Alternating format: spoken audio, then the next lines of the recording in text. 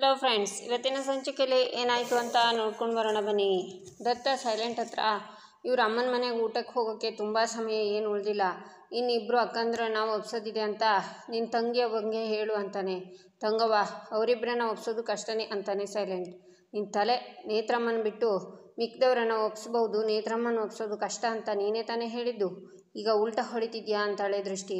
ಹೌದಲ್ವಾ ದತ್ತಬಾಯಿ, ನೇತ್ರಮ್ಮನ ಒಪ್ಸಿದಾಳೆ ನನ್ನ ತಂಗವ್ವ ಅಂದಮೇಲೆ ಇನ್ನೊಬ್ಬರನ್ನ ಒಪ್ಸೋದು ಕಷ್ಟನಾ? ಆ ನಂಬಿಕೆ ನನಗಿದೆ. ನೀವು ಮಾವನ ಮನೆಗೆ ಹೋಗೋಕೆ ರೆಡಿಯಾಗಿ. ಕಮಾನ್ ತಂಗವ್ವ ಅಂತ ಸೈಲೆಂಟ್ ಹೋಗ್ತಾನೆ. ಅದು ಎಷ್ಟು ಬೇಗ ಇವರಿಬ್ಬರನ್ನ ಹುಚ್ಚಾಸ್ಪತ್ರೆಗೆ ಸೇರಿಸಬೇಕು ಅಂತಾನೆ ದತ್ತ. ಡ್ರಿಂಕ್ಸ್ ಮಾಡ್ತಾ ಇರುವಾಗ ಸೈಲೆಂಟ್ ಬಂದು, ದತ್ತಬಾಯಿ ನೀವು ಗ್ರೇಟು, ಇದು ಕೈಯಲ್ಲ ಅಮೃತ ಹಸ್ತ ಅಂತ ಕೈನ ಹಿಡ್ಕೊಂಡು ಉಂಗ್ರನ ತೆಗಿತಾನೆ. ಆಗ ಬಜರಂಗಿ ಬಂದು, ಸೈಲೆಂಟ್ ನೀನು ಹೋಗು ಅಂತಾನೆ. ಸೈಲೆಂಟ್ ನಿಂತ್ಕೋ, ಯಾವಾಗಿಂದ ಕಳ್ತನ ಮಾಡೋಕ್ಕೆ ಶುರು ಮಾಡಿದೆ ಅಂತಾನೆ ದತ್ತ.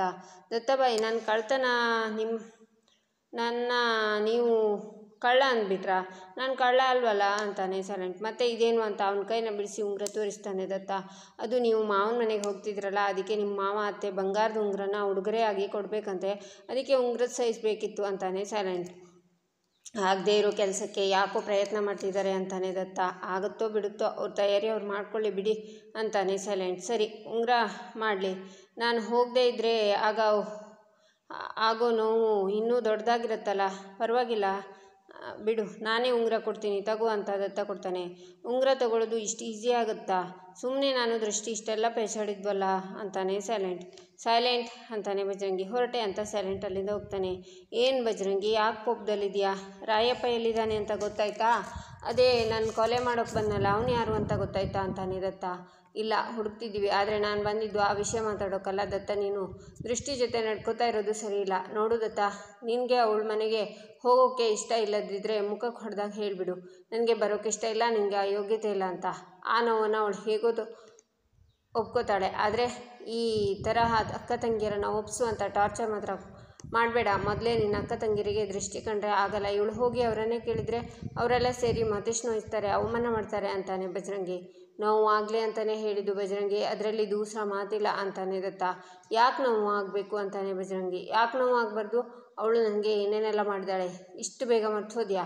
ನಾನು ಈಗ ಇರೋ ಸ್ಥಿತಿಗೆ ಅವಳೇ ಕಾರಣ ಅಂತಾನೆ ದತ್ತ. ಹೌದು, ಅವಳೇ ಕಾರಣ.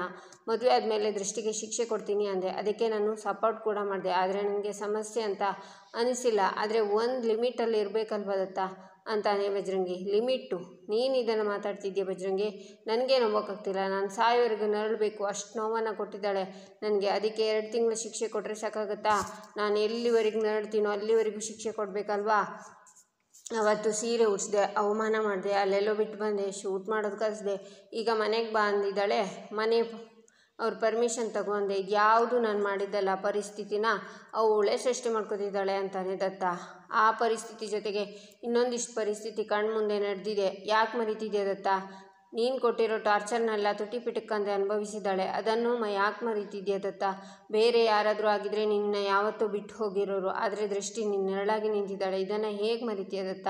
ನಿನಗೋಸ್ಕರ ಚಾಕು ಚುಚ್ಚಿಸ್ಕೊಂಡು ಸಾವಿನ ಮನೆ ಬಾಗಿಲು ತಟ್ಟಿ ಬಂದಿದ್ದಾಳೆ, ಅದನ್ನು ಹೇಗೆ ಮರಿತೀಯಾ?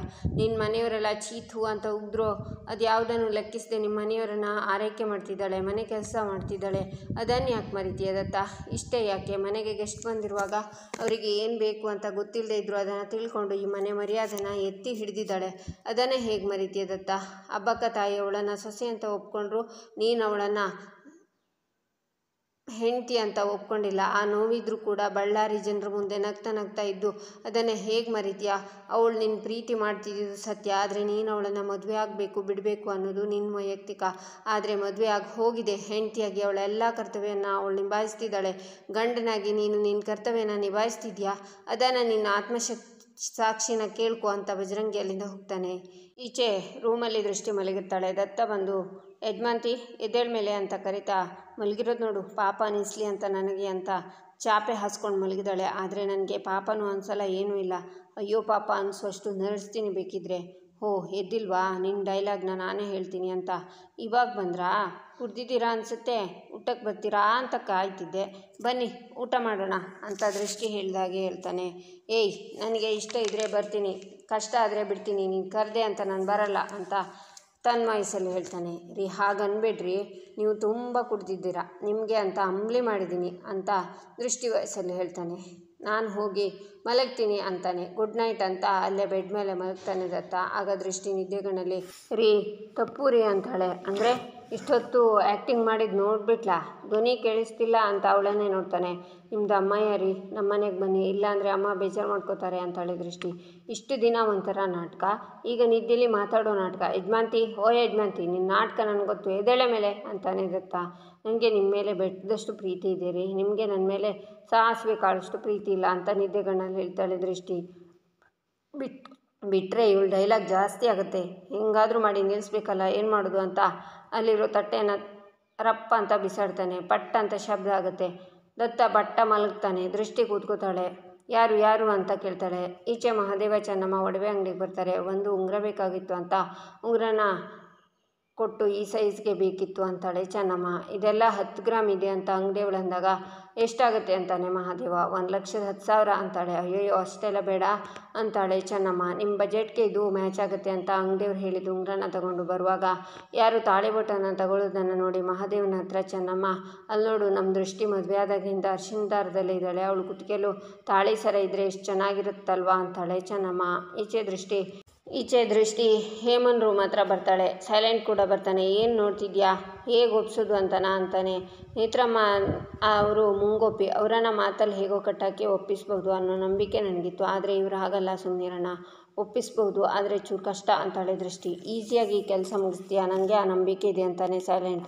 ಇಬ್ಬರು ರೂಮ್ ಒಳಗೆ ಬರ್ತಾರೆ. ನೀವ್ಯಾಕೆ ಇಬ್ಬರು ಇಲ್ಲಿ ಬಂದಿದ್ದೀರಾ ಅಂತಾಳೆ ಹೇಮ. ಏನಿಲ್ಲ ಹೇಮಕ್ಕ ಅಂತಾನೆ ಸೈಲೆಂಟ್. ಇಲ್ಲೇನು ಮಾಡ್ತಿದ್ದೀರಾ ಅಂತಾಳೆ ಹೇಮ. ದೃಷ್ಟಿ ನಿಮ್ಮ ಹತ್ರ ಏನೋ ಮಾತಾಡಬೇಕಂತೆ ಅಂತಾನೆ ಸೈಲೆಂಟ್. ಏನು ದೃಷ್ಟಿ ಅಂತಾಳೆ ಹೇಮ. ಚಿಕ್ಕಮ್ಮವರೇ, ನಮ್ಮ ಮನೆಗೆ ಸಾಹುಕಾರರು ಬರೋದಕ್ಕೆ ನಿಮ್ಮ ಒಪ್ಪಿಗೆ ಬೇಕಿತ್ತು ಅಂತಾಳೆ ದೃಷ್ಟಿ. ಒಪ್ಪಿಗೆ ಕೊಡಲ್ಲ ಅಂತ ಅಲ್ಲೇ ಹೇಳಿದ್ನಲ್ಲ ಅಂತಾಳೆ ಹೇಮ. ಹೇಮಕ್ಕ, ದೃಷ್ಟಿ ಇಷ್ಟು ದಿನ ಈ ಮನೇಲಿ ಕೆಲಸ ಮಾಡಿರೋದಕ್ಕಾದರೂ ವರ ದಯಪಾಲಿಸಿ ಅಂತಾನೆ ಸೈಲೆಂಟ್. ಸರಿ ಸೈಲೆಂಟ್, ನೀನು ಹೇಳಿದ ಮೇಲೆ ಇಲ್ಲ ಅಂತೀನ, ದೃಷ್ಟಿಗೆ ಒಂದು ಅವಕಾಶ ಕೊಡ್ತೀನಿ ಅಂತಾಳೆ ಹೇಮ.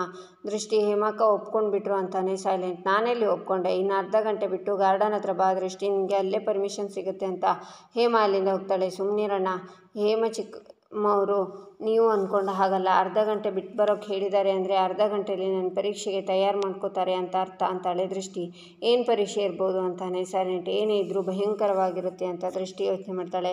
ಇಲ್ಲಿಗೆ ಸಂಚಿಕೆ ಮುಕ್ತಾಯವಾಗುತ್ತೆ. ಮುಂದಿನ ಸಂಚಿಕೆಗಾಗಿ ನಮ್ಮ ಚಾನಲನ್ನು ನೋಡಿ, ಸಬ್ಸ್ಕ್ರೈಬ್ ಮಾಡಿ, ಲೈಕ್ ಮಾಡಿ, ಶೇರ್ ಮಾಡೋದನ್ನು ಮರಿಬೇಡಿ.